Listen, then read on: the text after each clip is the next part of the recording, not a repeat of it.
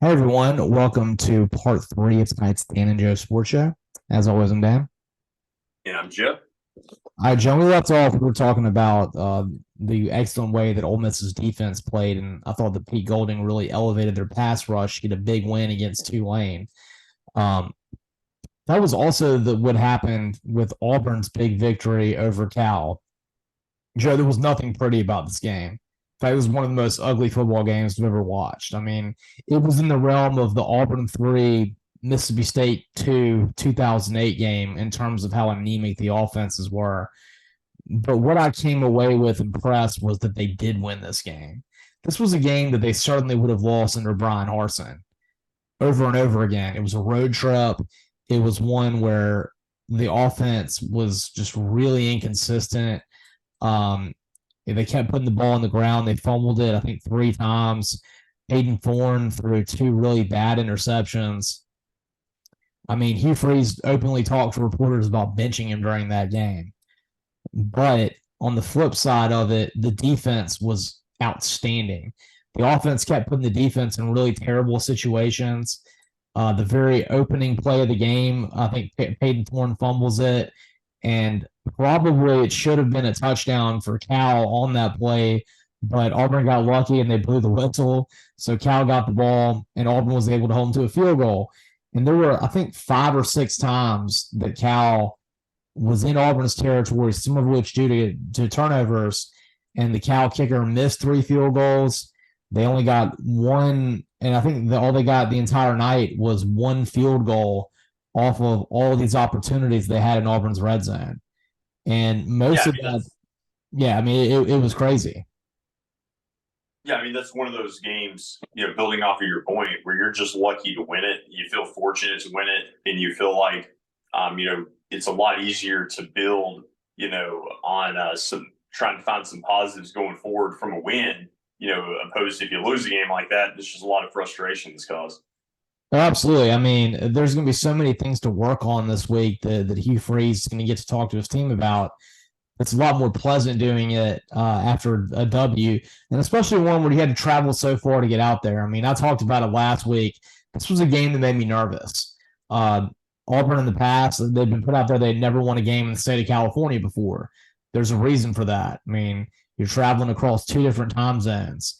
The kickoff didn't begin until 8:30, or excuse me, it was 9:30 Central Time was when this game Yeah. kicked off. The Bama game ended and the Auburn game had just begun. Cal is not a bad football team. I thought Jaden Ott was a very solid running back. They had some really good defensive players.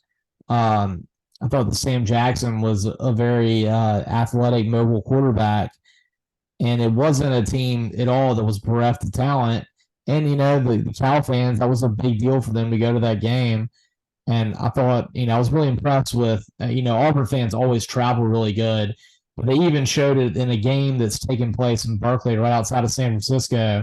I think I heard there were 12,000 Auburn fans that attended that game, which is crazy. I mean, that was almost, I think that's a third of that stadium that they had. Mm-hmm. And on a trip like that they showed up to go to this game because of the uniqueness of this road trip. And they always say that what travels is defense. And the Auburn defense just played out of their mind. And in particular, there were 3 players that played really good. Number one, first and foremost, was SEC Co-Defensive Player of the Week, Eugene Asante. Uh, Joe, I'd never heard of this guy until this year, and I'd assumed this was either a freshman that Freeze had brought in his recruiting class or a transfer portal guy. It turns out this is the third year this guy's been at Auburn, and it's just another sign that Brian Harsin had no clue what he's doing or identifying talent. Because this guy's like not just the best player on Auburn's defense, he's leaps and bounds the best player on Auburn's defense. At the middle linebacker position, this guy had 12 tackles, 2 sacks, a forced fumble, and he was just everywhere. Mm-hmm. Yeah, and you want somebody like that on defense, especially when you kind of have a first year coaching staff, you're kind of trying to figure a lot of things out. And so having that player that can really kind of take some pressure off of you, I think that's huge. Cal doesn't have maybe the passing offense, but you've got a running game with a lot of upside. And so the defense, the way they played, like you talked about, I think thoroughly impressive. And then the other thing, for me about the game, I thought that was really cool is, you're talking about how it was a really great, week 2 overall slate of games. And for me, it was just a lot of games I was personally interested in. When you think about Colorado, Nebraska, Ole Miss, Tulane, Alabama, Texas, and then you bookend it with Auburn, Cal. Like, I cannot think of really a better 4-game slate. No, absolutely. And it was just kind of, that was like the icing game. It was the very, it was helmets that you like seeing, but you never see get to face off each other and against in a very unique environment. Um, you could see the Memorial Stadium at Cal is over 100 years old. They have that weird outfield area where people can enjoy the things that they enjoy in California legally, but it's out, it's out in basically like a left field kind of situation.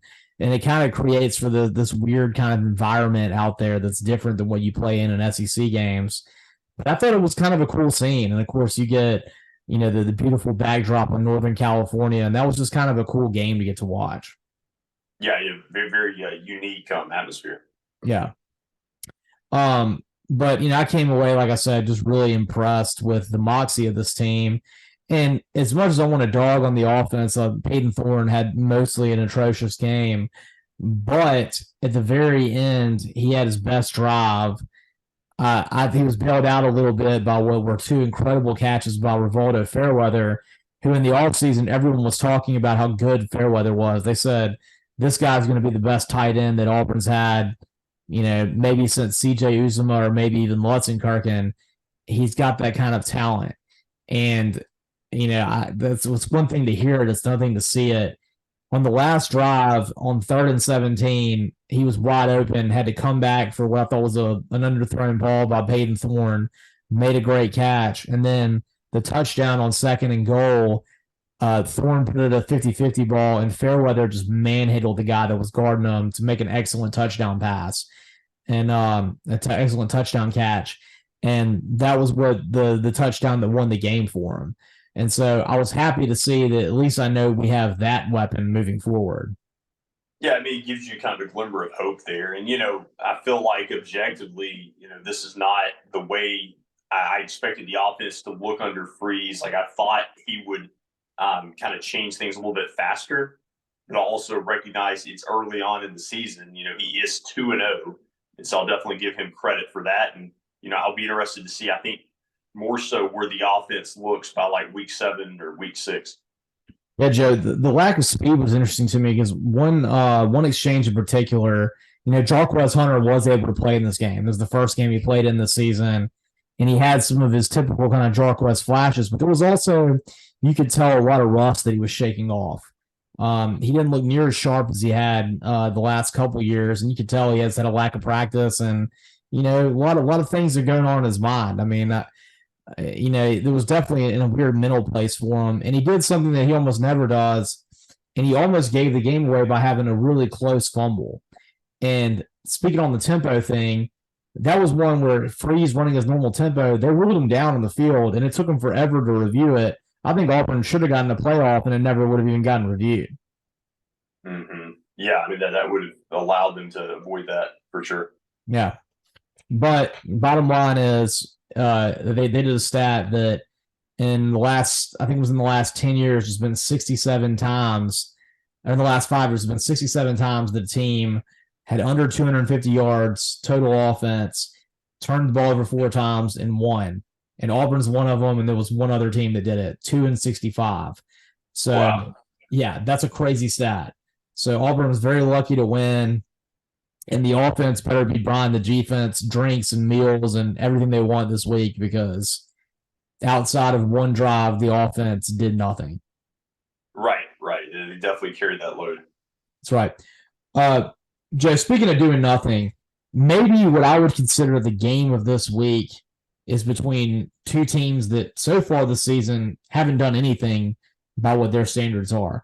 One of which was the embarrassment of week 1 of college football was Florida, with the 2 number 3s on the field, Graham Mertz playing poorly, and of course, giving up an 80-yard touchdown pass in the first play. The other one is Tennessee, and there's been nothing embarrassing about Tennessee. They just haven't done anything compared to what we were expecting from them last year. Now, they haven't played anybody. Virginia's not a very good team. Virginia lost to James Madison, who just became D1 last year. And then they played Austin P, who I think was a pretty good D2 program, but not someone who should really be hanging with Tennessee. I'm sure that was like, Austin P's be all end all Super Bowl getting to play Tennessee, and they played up. But I think that Tennessee's been really kind of, spoon feeding Joe Milton this offense and not really quite going as ham as they did last year. And this game fascinates me because Tennessee the swamp has been like, a swamp where you bury a dead body for this Tennessee program. They haven't won a game there since 2004. And really this rivalry has been strangely one-sided because, that Florida had the one brief period where Urban Meyer was there. That was the subject of Swamp Kings and, was one of the greatest times in Florida football. But in that 2004 to current range, they haven't been near as consistent as they were from the time that Spurrier got there until 2004. So it's weird that Tennessee has had this much, troubles against them. But they haven't beaten Florida back-to-back since 2003, 2004, and they haven't won the Swamp since 2004. And I find this game so fascinating because Tennessee broke a lot of hexes last year. It had been, 17 years since they had beaten Alabama, and they were able to do it last year. They went down to the Bayou and killed LSU last year, which nobody beats LSU the way that Tennessee did in Baton Rouge. And so this game is fascinating to me because Tennessee fans and everyone's like, well, they don't do very good in Florida, but Florida's just not a very good team, and I trust Josh Heupel, Joe. Yeah, I mean, the only way Florida, looks good in this game or wins this game, I think it just defies logic, and it makes you think, okay, I just concede that this is just, a tough environment for Tennessee because otherwise it just doesn't make sense. Like if this is a neutral game, I feel like Tennessee wins this by easily 2 touchdowns. And that's why this is my lock of the week. I feel like Tennessee is going to beat Florida by more than 6.5. I think they're going to win this by at least 10 points. I mean, I guess the only cause for concern would be that the offense under Joe Milton maybe hasn't looked as crisp and flowed as well as I would have expected and hoped for. But I'm also maybe banking on the fact that maybe they're not wanting to show everything the first 2 weeks of the way it's gone. And so this will be an interesting game for me to see how good they are and also, how bad or where does Florida stand? Yeah, Joe, I think that week 1 showed that substandard quarterback play can beat Florida because of where their offense is. Bryson Barnes and Logan's the other quarterback that Utah has, the more running quarterback. Neither one of them were very good quarterbacks by any means, and even they were able to have a good, decent amount of success against this Florida defense. I can only imagine what Cam Rising would have done. Joe Milton is the most talented quarterback in America when he wants to be. And so I think that he hasn't had a good game yet. I think he's due for one. And I think this is the moment that he's kind of been waiting for. He played excellent against Clemson last year, and that was a good shining point for him. But this year, with all these expectations, either he hasn't really been given the opportunity to shine or he just hasn't yet. And I feel like they're going to open the playbook up for him. And I just feel like he's going to have an excellent game. I really do. Yeah, it feels like it. It feels like they're going to look the best they have. And, I'm just kind of interested to see where kind of the Billy Napier conversation goes after this game as well. And Joe, something that's going to help Joe Milton out and their chances on the road is Reggie Small's a very good running back. They have they have a solid running back room, and their defense has been playing really good this year. And last year, that was something I thought that got kind of, pushed by the wayside with the Hendon Hooker, Jalen Hyatt, high-flying offense, is that Tennessee had a very good defensive line last year, and I thought overall an underrated defense. And yes, they got torched by good offenses like Alabama and South Carolina at the end of the season in Georgia. But for the most part, they played really solid defense. And this Florida offense is extremely flawed. The play calls are poor. Graham Mertz doesn't have a lot of talent around him, and he's not really seeing the field very well. And so even if Milton still doesn't have that great of a game, I just don't know that Florida's going to be able to score that many points against Tennessee. Yeah, that's kind of the way I feel too. I feel like you're facing a quarterback and an offense that you're going to easily be able to contain and pretty much hold in check. And so, Joe, on the flip side of that, that's this is a weekend that usually is the showcase time for the SEC East. Unfortunately, Florida's down, and so South Carolina. South Carolina got absolutely manhandled by Gene Chiswick's North Carolina defense to the tune of 9 sacks in their opening weekend loss. And now they're taking on Georgia, and Georgia's a 27.5-point favorite. How strange is that for, what is let's say a rivalry, and put it in quotation marks. I think South Carolina probably considers it a rivalry, but Georgia doesn't. Although really weirdly, and since Georgia's become dominant, South Carolina still has been one of those teams that sometimes gives them a little bit of headaches. I almost forgot this game was going on this week because of how vastly superior I view Georgia to South Carolina. Do you think that there's any heat at all to this game, or do you think it's just going to be a ho-hum, another Georgia game where it goes, they win 31-3 or something like that? I mean, I don't see any way that Georgia doesn't win. But if you told me that South Carolina covered, I'm not shocked. Like, I could see it being like a 20-point game. Maybe, if Georgia just kind of takes the foot off, and just kind of lets, things kind of just go ho-hum in the second half. I think, there's also a possibility maybe that Georgia's not necessarily as good as they were the last 2 years. I don't know that for sure, but, still have some question marks about their, change offensive coordinators. I want to see kind of how their offense looks against an SEC opponent. So I definitely have, some questions maybe. But like you said, this has kind of been that forgotten game. And I can't think of a national championship team that's been so forgotten the first 2 weeks with Georgia's cupcake schedule. Absolutely, Joe. I mean, the only chance that we even see games in the regular season that matter for Georgia is for Tennessee to live up to expectations. They do have to travel to Knoxville. That's a scary game. Is for Auburn to keep improving so the Deep South's oldest rivalry means something. And for that Ole Miss trip to Georgia to be a big time game, which I will be at. I'm very excited to get to attend that game. But I mean, those are far from givens that any of those games are going to be good, or any of those teams are going to be in a position where they can challenge Georgia at that point in the season. Right. I mean, so that's going to be an interesting component, but I really, don't think they'll have too much trouble on Saturday against South Carolina. And so it looks like, they'll be 3-0, and South Carolina will probably be 1-2, despite the fact, they had some expectation coming into the season. Yeah, I think this is going to be another disappointing week for South Carolina. I'm with you. I wouldn't be shocked if they covered, but I would be more comfortable if I was going to take the Gamecocks. If that line jumped up to 28.5 and you had that hook, I would feel good about 28. I think 28 is kind of right where it's at. So if I can get the hook at 28.5, I feel pretty good about it. Right. We were excited, about Auburn getting their win over Cal and Ole Miss getting their wins over Tulane. Those are good wins, but those are ones that the SEC should have and that Ole Miss and Auburn should have. There has not been a game that was really huge between power conference foes out of conference that the SEC's won yet. And sadly, Joe, the best chance that the SEC has for a while is Missouri's getting to play Kansas State at home. And that would be by far the signature win for the SEC out of conference if they were able to get it.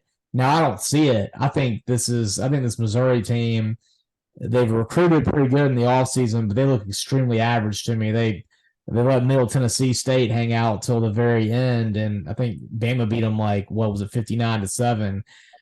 I think Kansas State has shown a lot to me so far. I thought that maybe Troy would sneak up and get them last week, or at least make it close, and they beat up on a good Troy football team last week.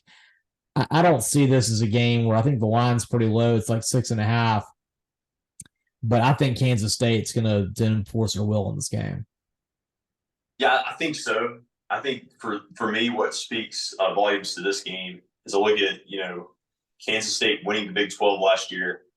And I feel like when you look at a game like this, there's kind of a difference in the perception of the programs. Even though it's an SEC team, I just feel like Missouri right now, I don't know where they're going, like it seems like that realistically, it's hard to imagine this season going anywhere. And I feel like Kansas State has a lot more to play for. And so I think that they're going to be the more talented team that shows up for this game. Absolutely. And you got to think, too, that Kansas State is going to be highly motivated by what Texas did last week. Texas going into Alabama to an SEC school and throttling them.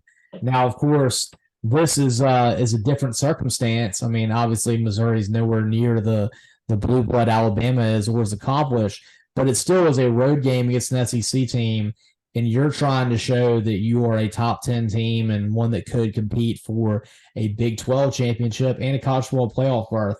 And Joe, for that reason, yeah, I think so. If you're Kansas State, yeah, absolutely. If you're Kansas State, you feel like you've got as good a chance as anybody. Absolutely, yeah. Kansas State. I mean, hey, they beat the team that played for the national championship last year, and they were this close to being a college football playoff team themselves. And like I said, they're matching themselves up to Texas, and I think Kansas State's going to come out as an angry football team this week. They throw the ball a lot better than you think they do. They're good on both sides of the line of scrimmage. And my lock of the week is I like Kansas State to cover 5 points against Missouri. I mean, that's just begging for it right there. I think Kansas State wins this game by 17 plus points. Yeah, I mean, just to me, they have so much more to play for right now than Missouri. Absolutely. Joe, a game that interests me because of the contrast and styles of it, Minnesota and North Carolina. North Carolina had their big win over South Carolina, followed it up with their annual almost lose to App State game. And meanwhile, Minnesota got their, Hail Mary win against Nebraska that only could happen because they played Nebraska, who is like a mad professor that invents ways to lose football games. What do you see with this one? Kind of feel like it could be a bounce back game for North Carolina, where, even though I've had some criticism of Drake May and, kind of that long line of North Carolina quarterbacks always get the hype, I feel like we'll see kind of a different team from UNC. Like, I'm not going to say that that's going to be reflective of how the whole season would go the rest of the way in the ACC with the teams they'll have to play. But I feel like they're going to look a lot better this week, and I think I like UNC to beat Minnesota. I think UNC wins too, not because of Drake May, because of their defense. I mean, I've been really impressed with what I've seen from Coach Chiswick's defense this year. Really vastly improved and a lot of pressure. Something that when he was at Auburn, Andy was Auburn's defense coordinator and head coach. They actually weren't known for actually putting a lot of pressure out there, except for when they had Nick Fairley. So he looks like he's altered his philosophy a little bit. Yeah, definitely. Weirdest atmosphere for a game this week, Joe. Washington traveling to Michigan State. A week ago, this was a fascinating game to me just because, I mean, that's a long trip for Washington. It's soon about to be a Big Ten game. But what's crazy to me is with everything that's happened with Mel Tucker, now, of course, he's suspended without pay. If Michigan State is smart, they'll fire him as soon as possible and try to not pay him a dime, because I think from a public relations battle, that's the right thing to do. And they're going to have Mark D'Antonio come back to coach Michigan State, fulfilling the Barry Alvarez type role for him in this. What do you think the home environment is going to be like at Michigan State? I mean, how beaten down of a fan base is this, and how embarrassed are they for everything the university's been through, from the Dr. Nasser stuff to this, to where they're kind of like the new Penn State in terms of being involved in those kind of icky situations? Yeah, I think that you'll see a fan base that's largely kind of going through the motions, kind of out of like an obligation, kind of like a commitment. Like, we're the fans, that have season tickets here. We've gone to these games for years, so we just got to show up. But I feel like, the outcome will probably never really be in doubt. That's going to be the storyline, with Michigan State, in the Mel Tucker fallout. But I am, personally interested to see how good Washington looks in this game, because while I definitely think everybody will pick them to win, I want to see what degree and level of separation they can create. Like I feel like Michael Penix Jr. looks like a Heisman contender. I want to see how good does he look in a road game like this. And then finally, if you're Washington making this long trip, you're kind of thinking to yourselves, wow, we may have to travel like this, 3 or 4 times a year coming up. I don't know if we really should have signed up for this. This is going to be a little bit of a crash course and coming across 2 time zones. And we're playing at what time? This is like 10 a.m. our time. And they're just going to mess with them. I mean, it's going to be terrible. It was the same thing with Hugh Freeze complaining about Auburn going out to the West Coast. They're doing the opposite with this one, but it's soon about to be a part of their everyday life. Right. It's the kind of thing that, like, in a microcosm, you're like, okay, this is cool to do one time. I got to experience it one time. But then, somebody tells you, nope, that's actually going to be a regular occurrence. And that's when you kind of hesitate. Absolutely. Joe, another environment that interests me is going to be the San Diego State and Oregon State game, because that's probably about to become a Pac-12 or a Mountain West rivalry, depending on how Oregon State is able to maintain this Pac-12 brand. Oregon State's a 24.5-point favorite in that. I've been really impressed with what DJ and Jonathan Smith and the Beavers have been able to do. If they can go out and beat San Diego State by 17-plus points, count me as a team that sees them as a legit team that could win the Pac-12. Oh, yeah. I mean, the Pac-12's got, I think, 5 or 6 teams that really have a chance. I think Oregon State definitely put them on that list.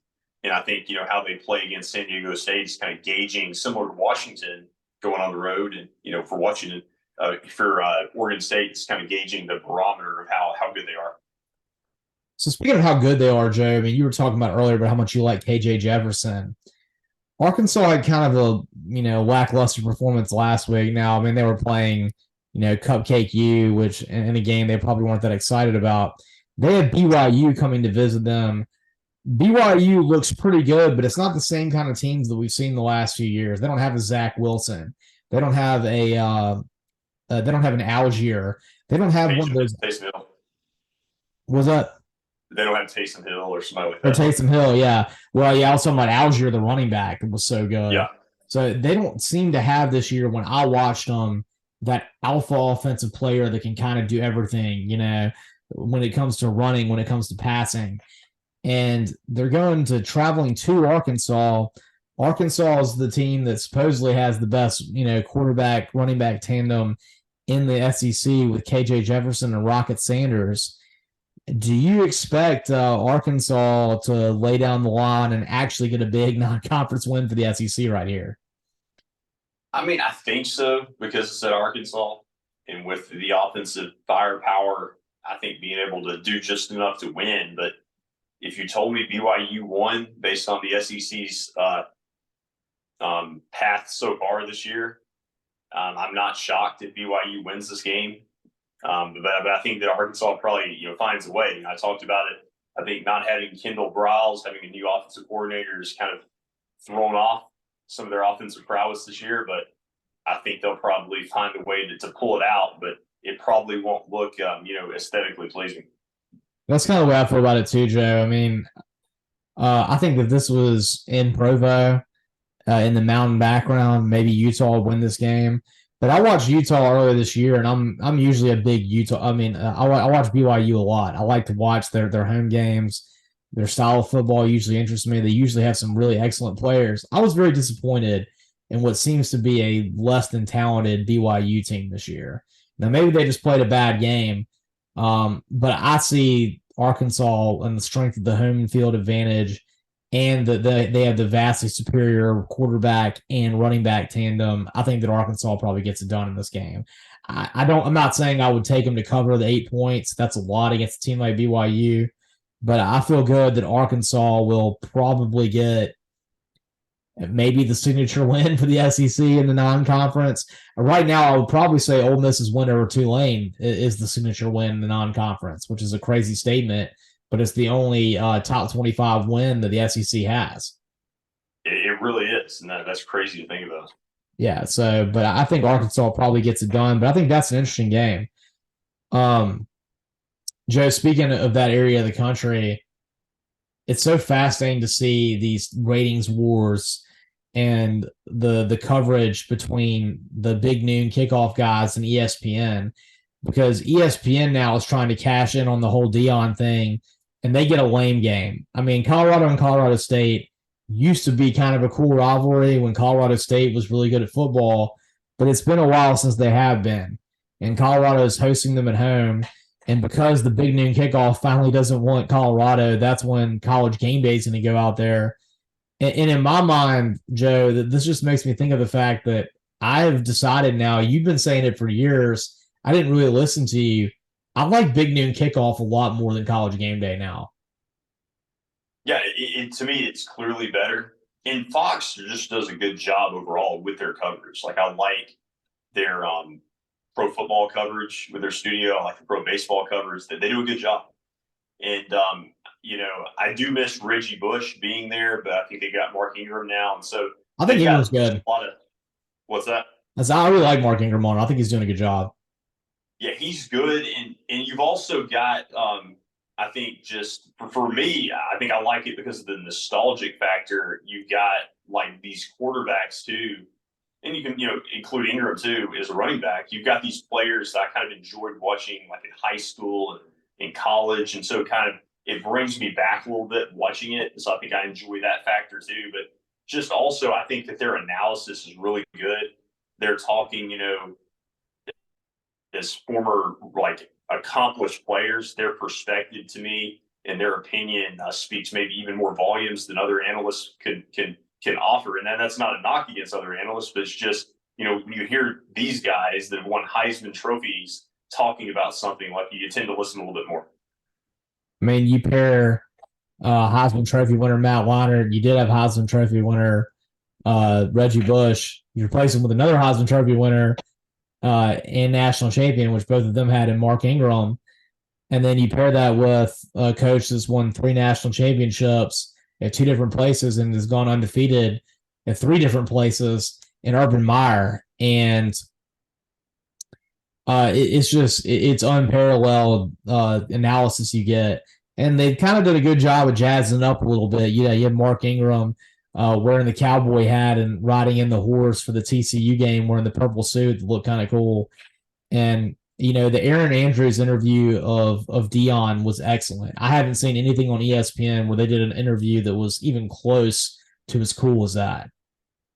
Well, then also, like, Brady Quinn is kind of the afterthought in the conversation, and understandably so. But if you were to put him on ESPN or another network, he might be like number 2. Oh yeah, definitely. Well, especially since they kind of like cleared out some of the talent too. Like David Pollock getting off game day was a big deal to me because I grew up loving David Pollock. He was, of course I don't like Georgia because I'm an Auburn fan, but I loved watching David Pollock. Like he's one of my favorite defensive players I've ever seen.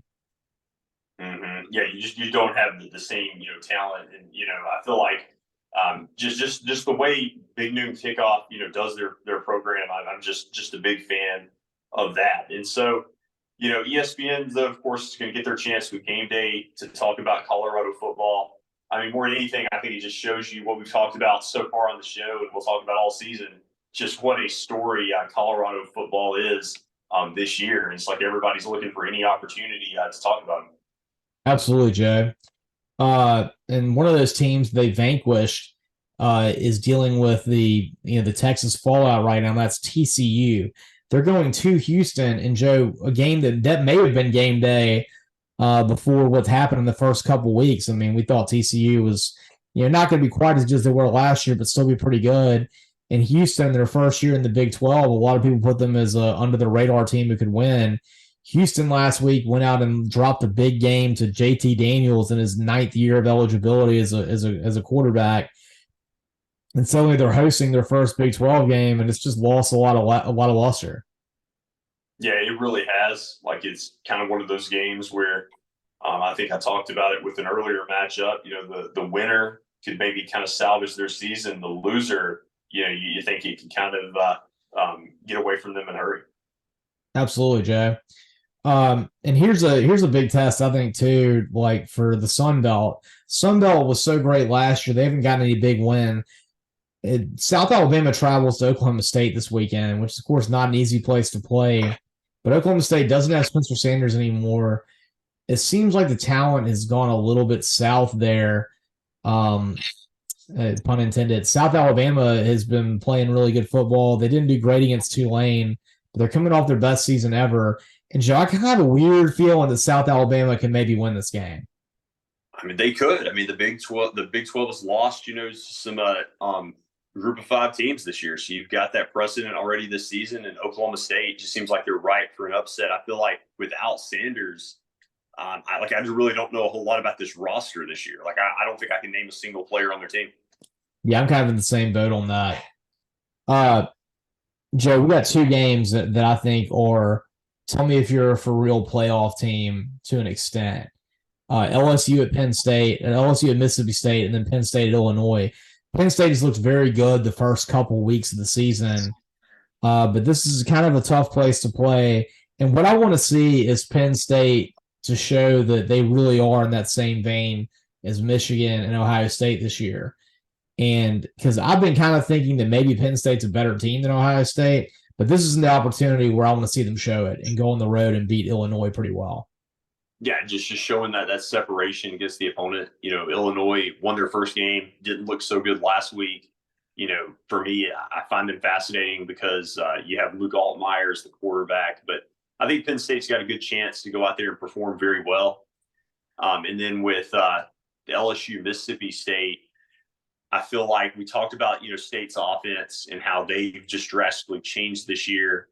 LSU, I think that it bodes well for them playing this game at 11 o'clock local time. I always feel like the visiting teams do a lot better or have a better chance playing in Starkville when it's an 11 o'clock kickoff. It's like that with a lot of teams, but I feel it's like that in Baton Rouge for sure, too. That's Tennessee about it. Yes. So I feel like that helps LSU. And then I feel like this is a game where you're going to see Jaden Daniels kind of be himself more, where he's going to be able to create havoc with his feet. And I think there's going to be a lot of situations where State thinks that they have him contained on like a third down, and he's still going to find a way to pick up the first down. I think so, too. I think LSU, this might be a boat race, Joe. I think LSU is going to play really good in this game. And I think that the problem Mississippi State has, if they had the offense they had last year, I'd say maybe they have a good chance. But there is no Keon Coleman or Johnny Wilson on Mississippi State's roster at wide receiver. And the only receiver they had that was even could be uttered in the same paragraph as that, Wilson went over to Georgia. So with them having that, with them changing the philosophy and not letting Will Rogers be Will Rogers, I give them no chance in this game. I think LSU is going to want to play really strongly in this game. And I think the lack of weapons and the lack of imagination that Mississippi State has with their offense is going to sink them in this game. Yeah, I mean, I think State may try to control the clock, but I just don't know how long that would work out. And I think on the flip side, I think LSU has a good chance to perform well. And I could actually see the narrative being, at the end of the day, okay, suddenly, LSU is right there in the driver's seat in the SEC at that point, and maybe Florida State's just that good. That's what I think the narrative is going to be at the end of the day too, Joe. Is that wasn't an indictment on how bad LSU was. That was more a coronation on how good Florida State is. Exactly. All right, and we're gonna get to see that coronation in action, like we're watching, the Queen of England this weekend. And look forward to everybody catching us again next week and watching the great games this weekend. You can follow us on Twitter at DJ Sports Show, and of course, subscribe to our YouTube channel. And of course, as always, I'm Dan. And I'm Joe.